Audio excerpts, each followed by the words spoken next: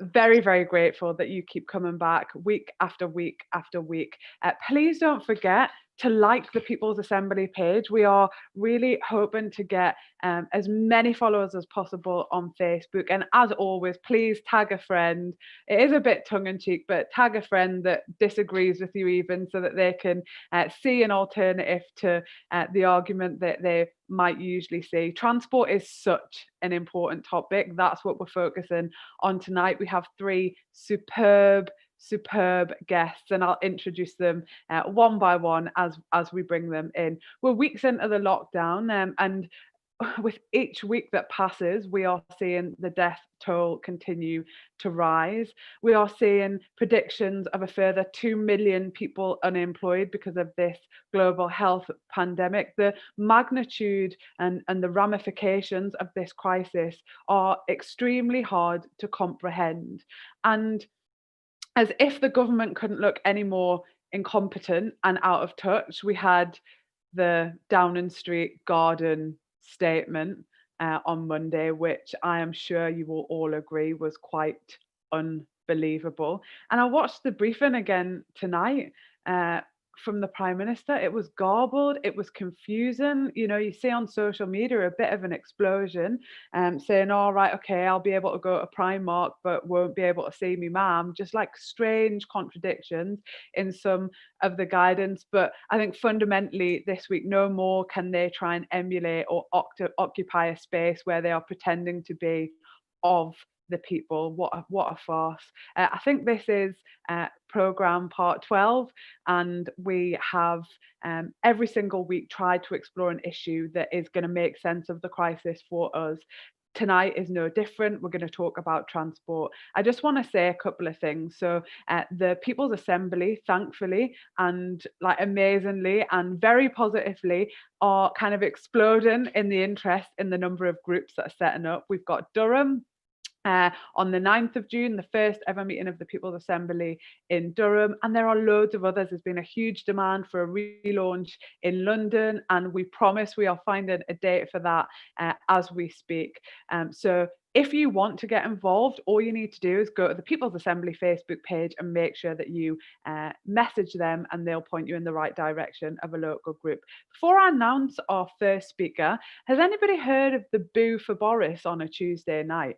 I'd really like to know what you think of that as a bit of direct action. Like, I don't know if you think it's got legs, if you think it's kind of petulant. In the comments, tell us what you think. Do you think it will take off? Who knows?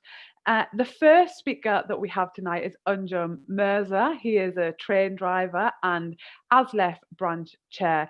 And I'm very, very delighted to have you with us tonight. I'm just going to hand straight over to you, Anjum, to tell us your perspective from your sector.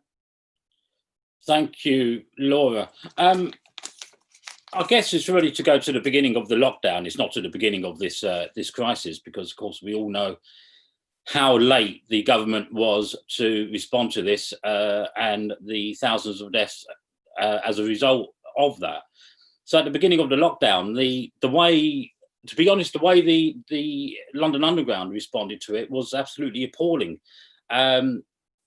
Really, we're in the middle of a public health crisis, and they were really trying to address, the way they saw it, was a public relations crisis. So the first thing they did was to close down 40 stations. Now, Mick will confirm, you know, that's an existing contingency to deal with a station strike.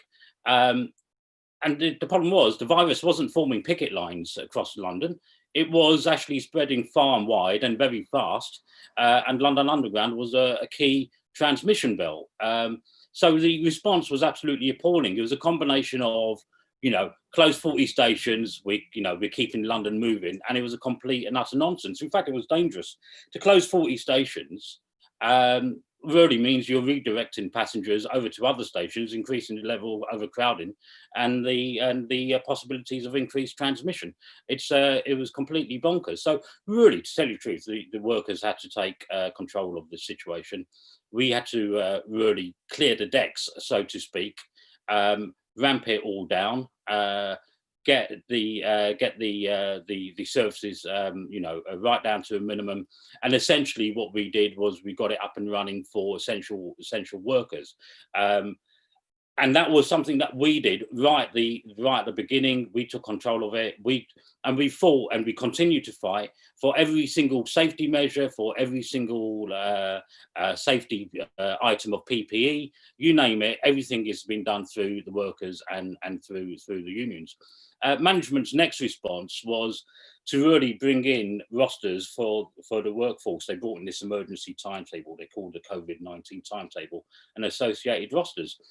They were totally unsafe, and the unions, quite rightly, on the 2nd of April, just chucked them out the window.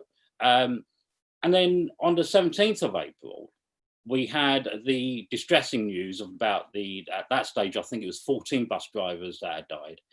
The distressing news about the number of bus drivers that died, and other members across TfL. In fact, Mick will confirm, we had people die on the engineering and the lifts and escalators side as well. So we held a minute's silence in tribute to those we've lost. That very same evening, management wrote an email to all members of staff, to all train drivers, saying that, well, we're about to impose the rosters on you on the 26th of April. That was their response on the very same day that we're holding a minute's silence. They got utter no respect for us whatsoever. So it was quite astonishing, the response from the union. I mean, every single ASLEF branch secretary and branch chair, within a 24-hour period, wrote to every single member and held an emergency branch meeting, passed emergency motions up to our national executive, and saying that, well, they want to impose this motion. Well, they've got a fight on their hands. On the Monday morning, the national executive backed every single branch across London to the Hill, instructed the general secretary to write to London Underground and declare a dispute. That's exactly what happened. Mick Whelan did write to London Underground.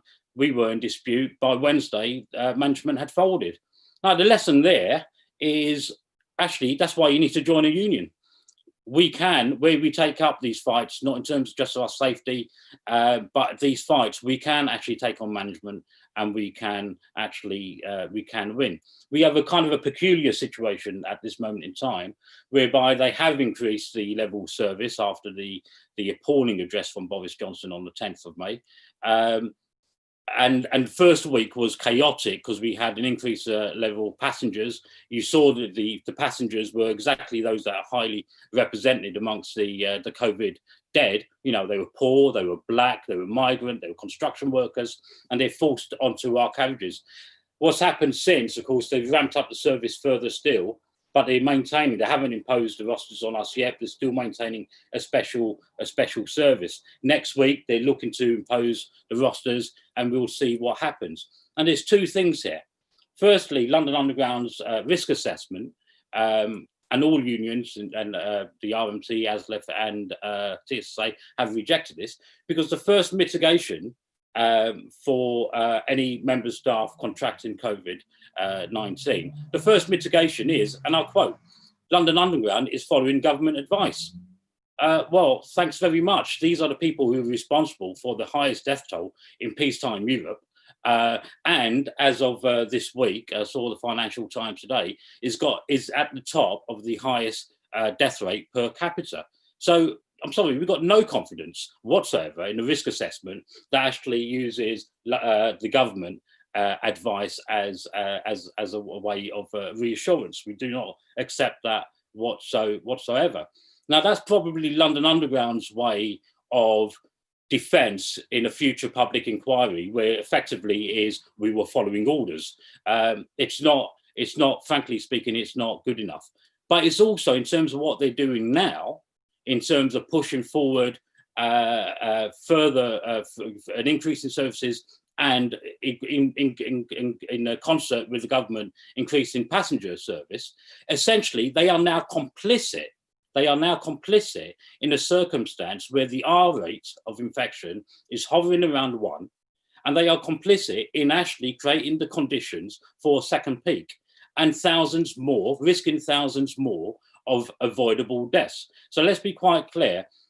All three unions, ASLEF, RMT and the TSA, have written to the Prime Minister, have explained our position, why it's unsafe and what they're doing.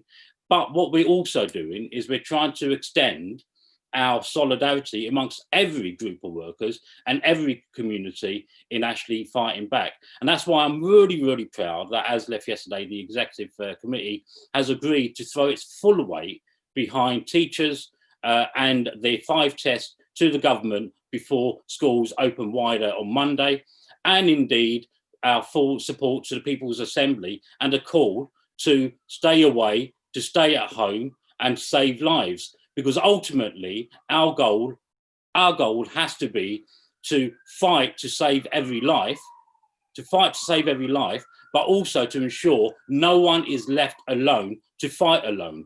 That actually we join up our struggles and we focus in on central government. There's lots more to say, but I'll end it there. I've not even mentioned TfL yet, and the fact that the strings attached mean that we've got huge battles yet to come as well. But at this moment in time, London Underground's position is really complicit with the government to create really a second peak. I mean, it's quite, thank you so much for that contribution. It's quite unbelievable to actually hear those words about complicity in actually doing more harm to a population. And I am immensely worried about a second peak. Before I introduce the next speaker, please share this, because you can hear what Anjum said after this is finished. If you share this, we are getting it to places where it would not ordinarily be heard, and that, you know, that intimate knowledge of what has taken place on the trains, we have to get that out there. You know, the damage that has already been done, and the battles, not only having a battle going to work and the virus and losing colleagues and all of that worry, but battling your employer as well. The mood out there about the boo for Boris is that it's a bit childish. People are saying on the comments, it kind of has gone down a bit like a lead balloon. I thought I'd see what People's Assembly viewers would have thought of that when we're all in lockdown. So thanks for telling us your views on that. I'll just read out another comment here. Jerry said the government is a complete joke. The way to get people to socially distance is to reduce service, which is the point that you made, Anjum. All that did was force more people into fewer trains and buses. And talking of buses, I'm going to come now to Amanda Logan, who is a London bus driver and Unite the Union member. Please take it away, Amanda. Good evening, everyone. I'm, as Laura said, a London bus driver, and I've been working throughout the lockdown, as many of my colleagues have also. And probably, as I'm coming after Anjum to speak, I might be reiterating a few points he's raised. Firstly, yes, the number of deaths of London bus drivers has now reached 29. I think that's the latest figures. I haven't heard of any more. And I think also, again, at the very start of the lockdown, we were not given any personal protective equipment. So we weren't given gloves, we weren't given masks. You know, we were expected to go out and, you know, work with the public. And this was obviously before they'd introduced the special services also on the buses that they introduced a couple of weeks later. Again, reducing it to a Sunday service in most cases. So you obviously had less frequent buses. Not necessarily the same amount of people travelling, but we were still expected to take the essential workers, the NHS workers, etc., care workers to work. So yeah, we were doing that, but we were doing it, and we were becoming quite fearful for our safety, obviously, which is quite natural as we're frontline workers. And we had a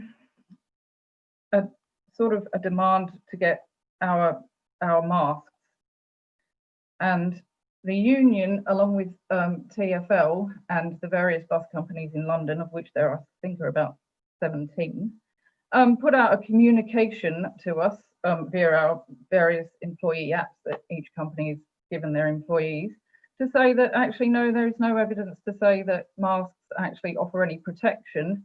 And this was, yeah, and the union was actually siding, if you like, with TfL and various bus companies, which, you know, we sort of thought, well, hang on a minute, this is not right. This is not, you know, is there any concern for our safety? And also the safety of people coming on the bus, because obviously they were still coming on through the front doors. People weren't being told to wear face coverings, etc. So the activists in Unite and the various bus garages around London started to become active, and we started to demand that, yes, we need to have this protection put in. We need to have gloves, at least for your first use check. We need to get the buses cleaned, because another thing about that, we had no proof that after all these people had been on the bus, and other drivers and other colleagues, engineers, etc., you know, did we know any of these people had the virus or had family members who could have been infected with it, etc.? So we had a lot of issues about things like that, and you know, we decided to sort of get our activists together and start pushing our. Well, we worked mainly outside of the union to start with, because we felt that we weren't, you know, getting our message across, so to speak. So we sort of, you know, we started to work amongst ourselves, putting pressure on the companies and TfL. And one of the first things we actually achieved was to get the front doors closed, so that the passengers were only boarding through the rear or middle doors, depending on whether you're a 3-door or 2-door bus, which was a measure of protection for us. And we also had protections put into place to stop people sitting on the seats nearest to the drivers.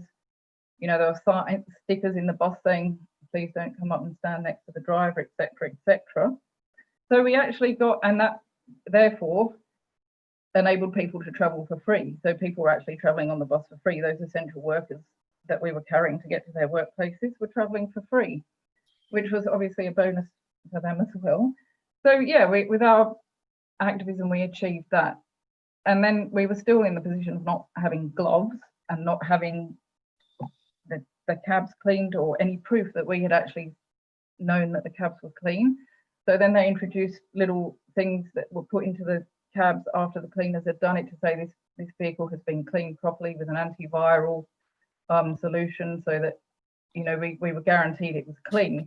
But a lot of drivers were bringing their own gloves, buying their own masks, wearing their own masks, taking our own cleaning materials with us and cleaning down the cabs before we actually got in them. And then after, if you're taking over from another driver, we were cleaning as well, because without being disrespectful, you know, you don't know about this virus. How do you know if the person has got it or not, you know? So, and TfL assured us that all the touch points in the cab were then, and the union, were going to be, you know, that were clean. Everything we can touch was clean.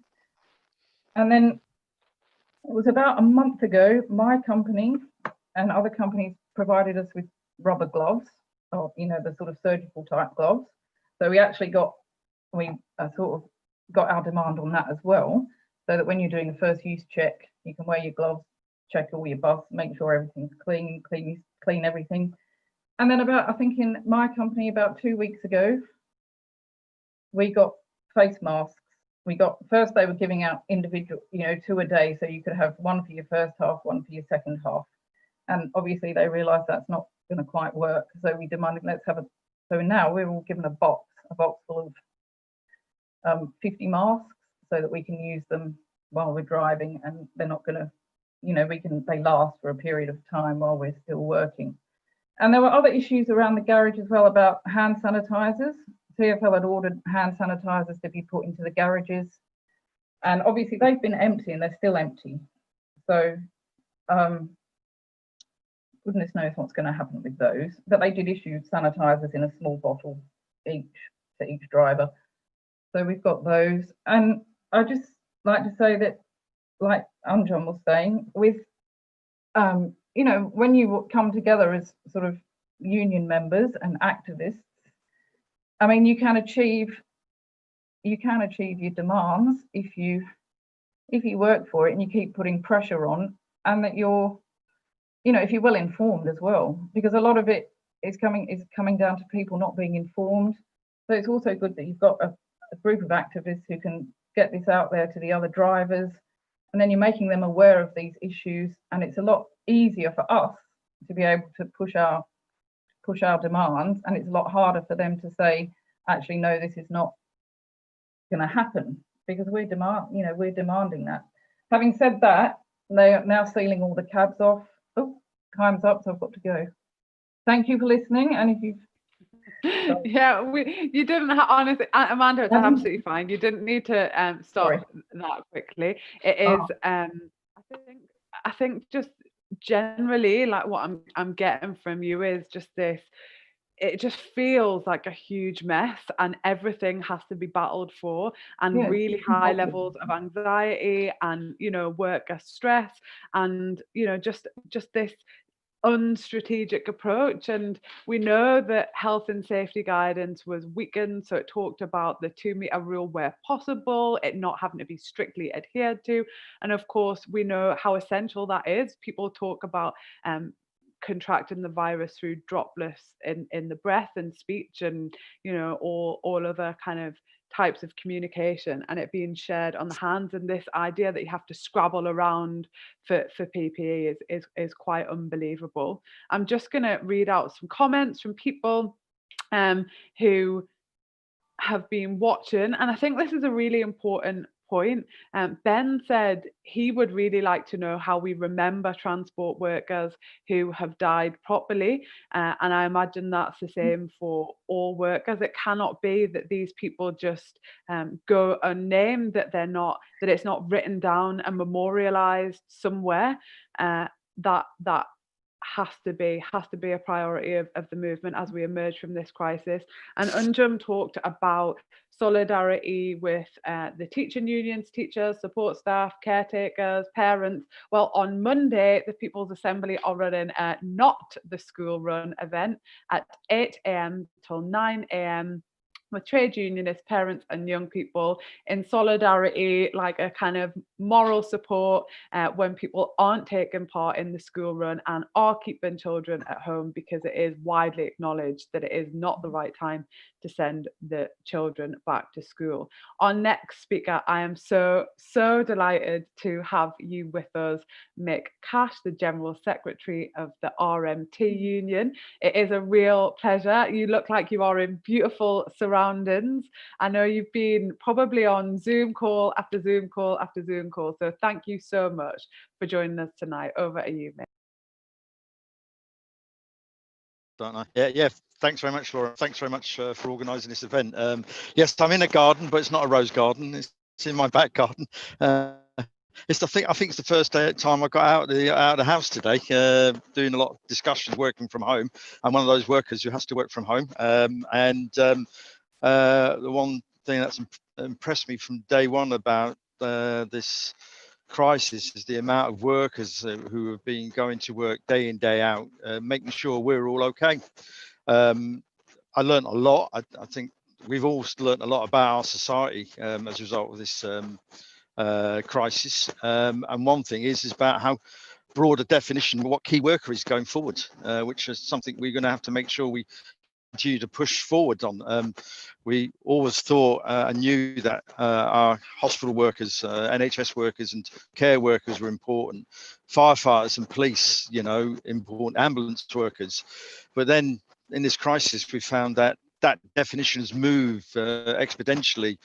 Cleaners on trains. Now, I'm going to know this, that we've been running a campaign to get better status for cleaners in London Underground, and one of the things I would say, and we've been arguing for, is that the Mayor of London should bring cleaners in-house and treat them like proper employees rather than being overlooked and outsourced. That hasn't happened, and that should happen. But cleaners, shop workers,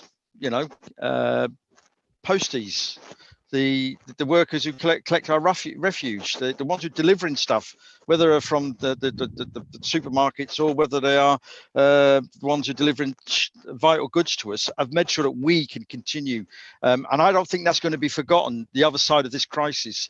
And we will come through this, and we've got to make sure we understand, and we make sure that the people of this country understand how important all workers are in our life, and how we're going to only continue if we all keep working together. So that point of Amjad made about solidarity is not just with the workers who currently struggling, but actually that we make sure that solidarity moves forward, going forward for us, in terms of also making sure that, like the experience that we've got, increasing our union membership and broad trade union membership in general, that has happened.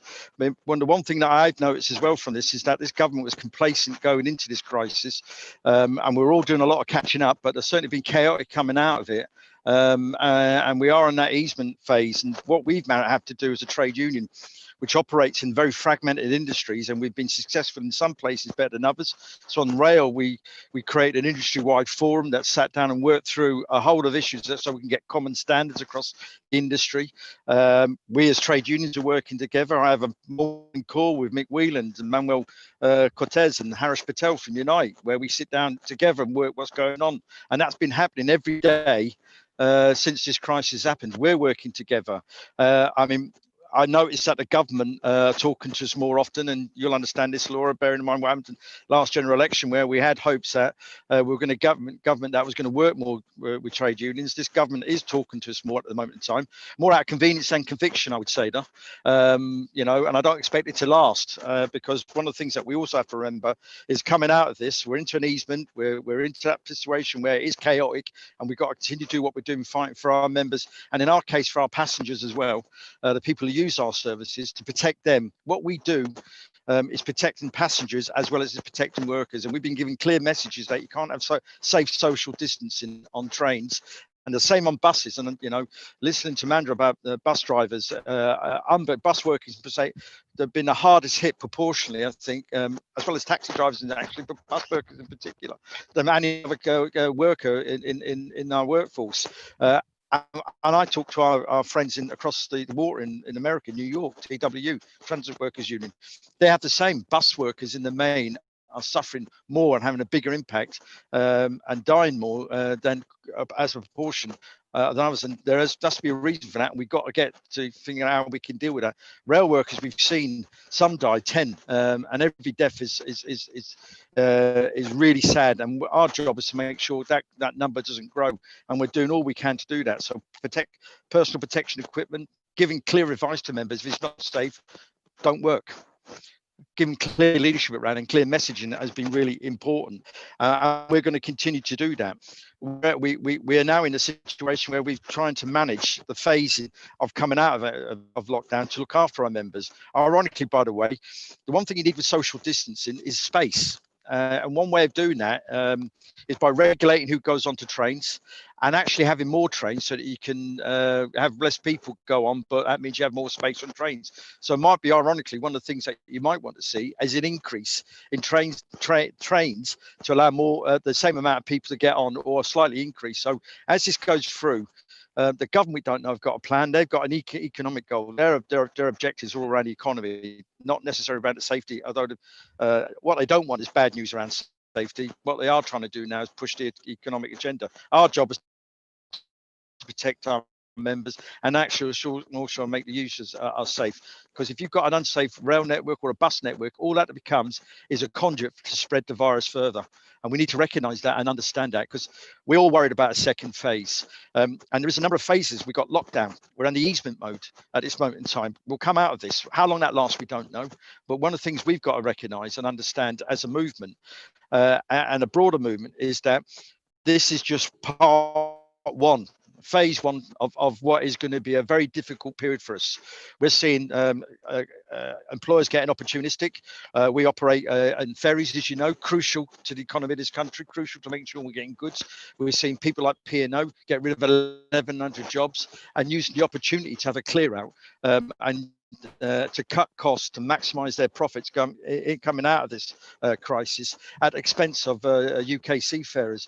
And when we believe what they're going to do is actually then reintroduce the seafarers, but on a low cost model, so that overseas seafarers, where they don't have to pay the same paying conditions as would UK workers. So there's a lot of problems we're going to face. One thing that is really important, solidarity again to teachers. I was at a meeting yesterday with a teacher in the Trades Council locally. We were talking. They've got the same problems as we've got, and I'm a grandparent. I don't want my grandkids going to school if it's not safe. My daughter won't send them to school. So I think the government, the least of the problems is what the teachers are. The teachers have got the backing of people like grandparents and parents in this, and I think we're in that situation where we've got to stand full square behind them, and we do. But we're also going to have similar struggles with other workers, and we've got to continue to do that. So wherever there's a fight, wherever there's a need of support, we'll be there. And that's the key message: working together. We work together, we stand together, and we'll fight together. That's what the trade union movement's about. And the one clear message that's coming out of this, by the way, a union organised workplace is a safer workplace. That is clear, and we're seeing that. And the vast majority of the workplaces at this moment in time, where the key workers are unionised workplaces. And as we come out of this crisis, we're going to have to make sure that is expanded. But the next year to 6 months to 18 months, we are going to have the mother of all battles. And the one thing we've got to make sure this government don't do is return to austerity and the cuts agenda. You don't fight the aftermath of this, just like after the Second World War, by going back to those methods that haven't worked. They've got us into this mess in the first place because this government hasn't been prepared as well as it could have been because of austerity. And we're going to have to make sure we fight to make sure that they don't go back to that method of operation. So that's our next challenge: looking after our people today, making sure we protect the services that we've got, also making sure we don't go back to those bad old days, and that the new norm means that we've got a more positive agenda for ordinary working people across all key parts of our society. Thank you. I don't know if I've done that in 8 minutes, but there you go. I think you did. And Aaron has sent a very important question that says, once we're finished, can we please have a tour of your garden, Mick, to see the full well, actually, no, because I've got loads of stuff. I'm doing a bit of clearing out as well. That's fine. It's beyond the call of duty to show us your garden. But I think the overriding point from all three of the comments that have been made is that in absolute agreement with you, Mick, that if you are in a unionised workplace, if you are in a trade union, you are much safer at work. Please, please, please join a trade union if you are not already in one. We have lots of questions and lots of comments, so I'm just going to go straight into one. This is kind of a bit of a broader question, but I'd really like to know your opinion. Helen's asked, do you think the government are pursuing a herd immunity strategy? And Anjum, do you mind if I come to you first? Is that all right?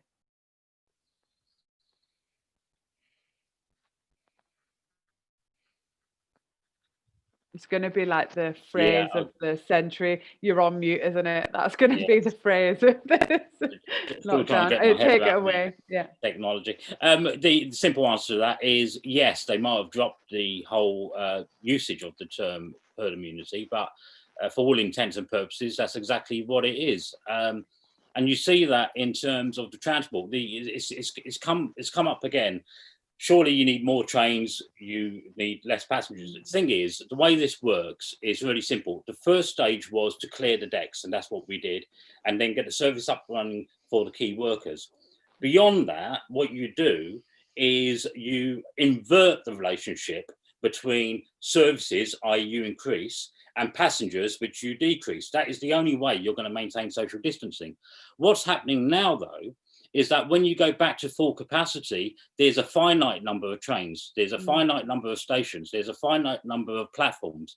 Once you reach that capacity and the passenger flow increases, then what you find is that you cannot any longer maintain social distancing, and you will recreate the conditions for transmission, particularly given the R rate is hovering around 1.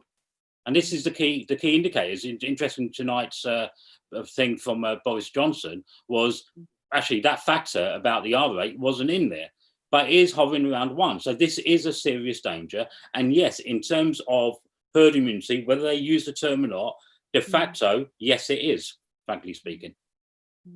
And Amanda, you're nodding with Unjum there. If you just pop yourself off mute, I imagine, do you agree with that? I mean, do you think that is their strategy?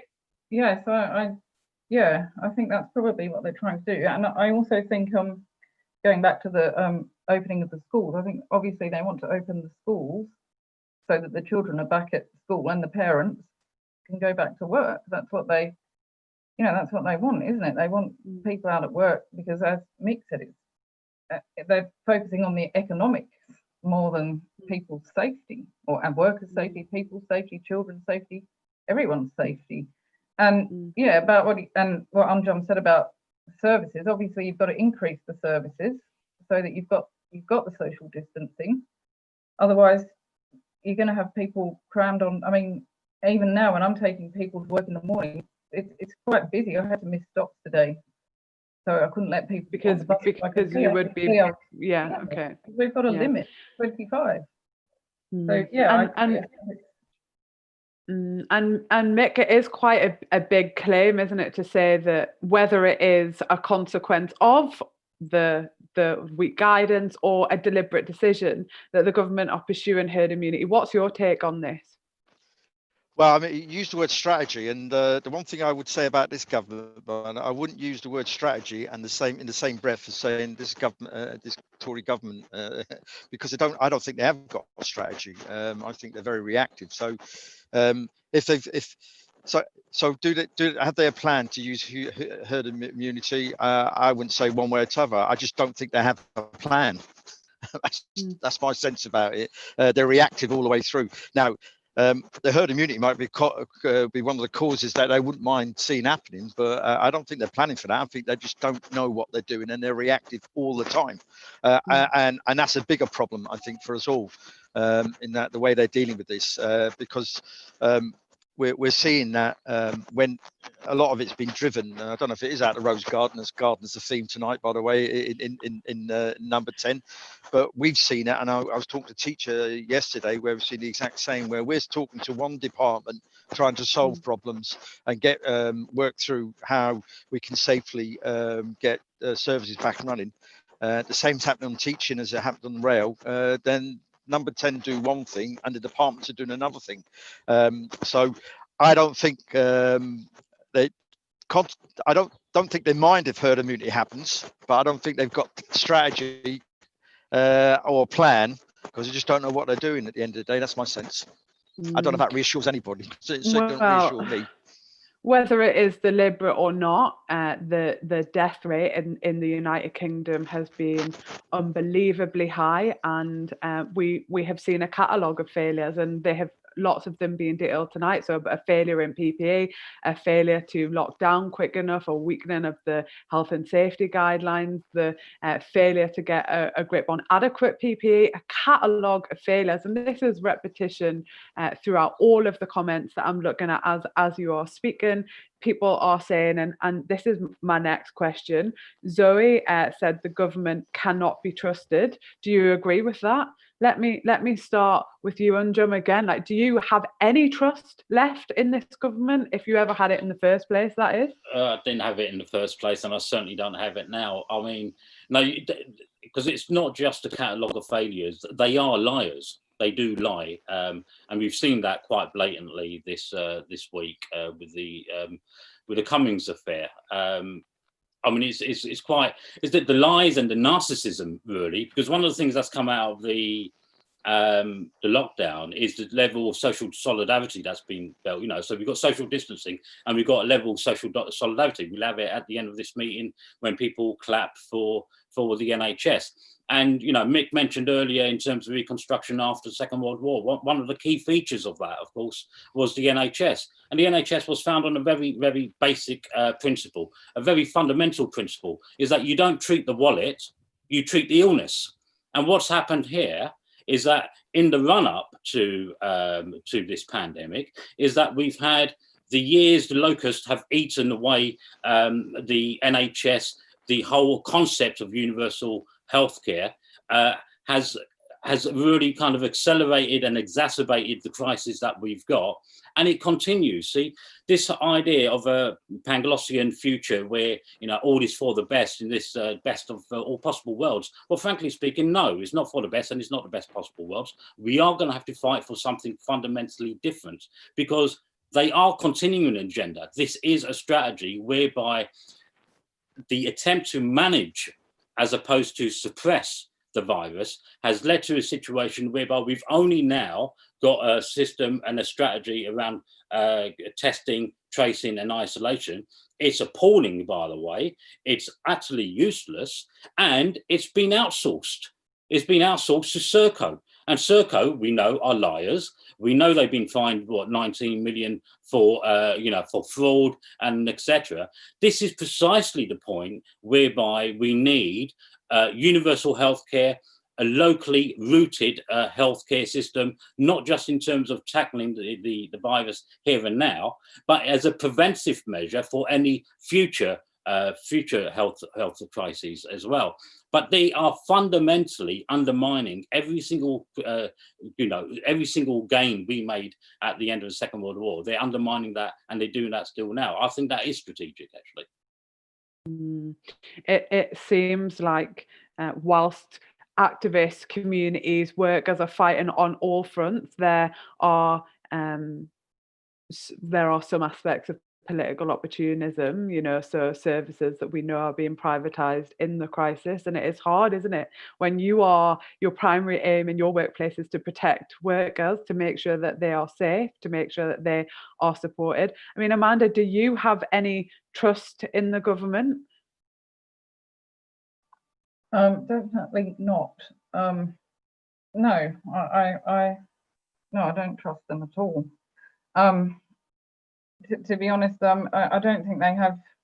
I don't think they have the interests of the working class, the poor, the vulnerable of our society, ethnic minorities. I don't think they've got. I don't think, quite frankly, I don't think they care about anything like that at all. I think they're only thing to be interested in, furthering themselves. And like they say, like Amjad said, it's just. And the way they've run this crisis has just been a complete shambles. It hasn't. I mean, the phrase that that they've shut the stable door after the walls have bolted. That springs to mind quite often. And they were still letting people fly into the country without even asking them to go into quarantine, and they're only going to be introducing quarantine for people on the 1st of June. Yeah, so, it seems so late, doesn't other it? countries have closed borders, put people into quarantine, things like. I mean, it's just an unbelievable mess, and it's quite an embarrassment as well. I mean, Mick, do you have any trust in the government? You obviously have to deal strategically with them. You are probably in regular contact with them. What trust is there left? Well, it's a good question, actually, because you might, on an individual basis, talk to people, and of course you've got to remember, in the main, governments are made up of politicians, Laura. So, and some politicians are better than others,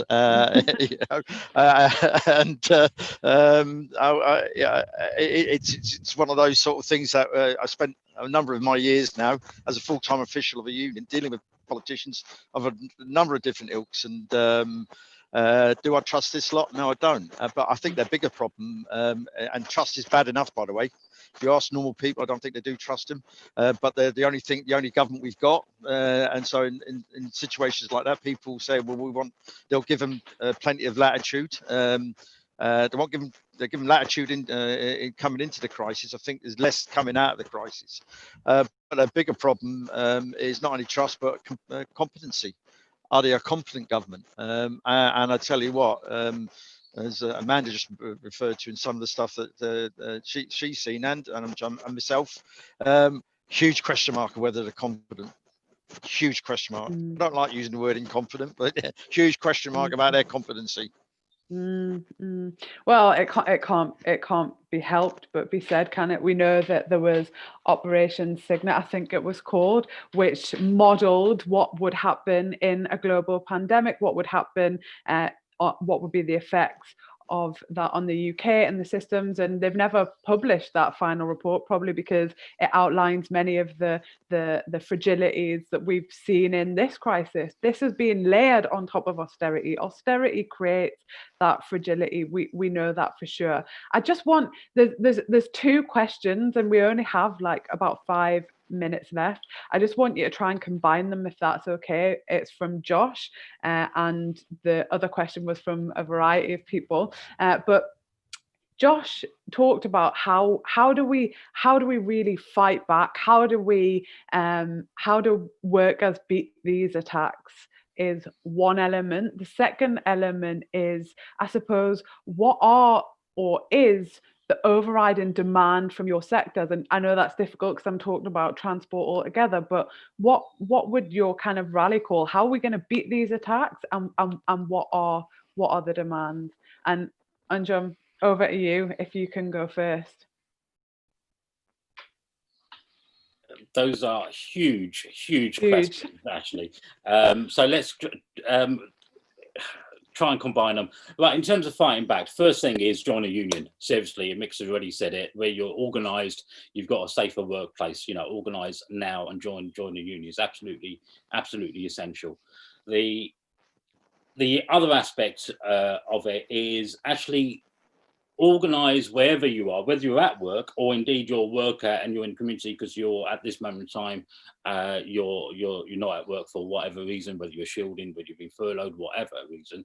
There's a lot of trade union experience in all our communities at this moment in time, and we need to be organising there. And here, I want to come back to that word solidarity, because it's something that's been lost in our movement over the last few decades, certainly since the miners' strike. And here's an opportunity to really rebuild it in a way that what it meant is solidarity isn't about me, you, Laura, and Mick, because we know each other. Solidarity is about those that we don't know, because what we do, we bound to their struggles, because we know this. Any victory in their struggles is actually extends our betterment for the lot of us. Solidarity is absolutely key, and that's a tradition that we need to all organise. Yes, we are at the first stage, which is why the teachers' struggle on Monday deserves all our support, and there's going to be future struggles coming up. For us in the rail industry, it's going to come very quickly. I suspect we're all preparing for a huge fight. When you look at the TfL bailout, there was more strings on it than the Philharmonic Orchestra, to tell you the truth. And frankly speaking, we know there's going to be an emergency budget in the summer. We know there's going to be cuts announced in July. The bailout lasts until September, so we're gearing up for a fight. A lot of these are going to be defensive fights, but they need to be actually across industries and united in the kind of way that we've been doing that, whether it's at the top of the union or indeed right at the base of the union and in the workplaces.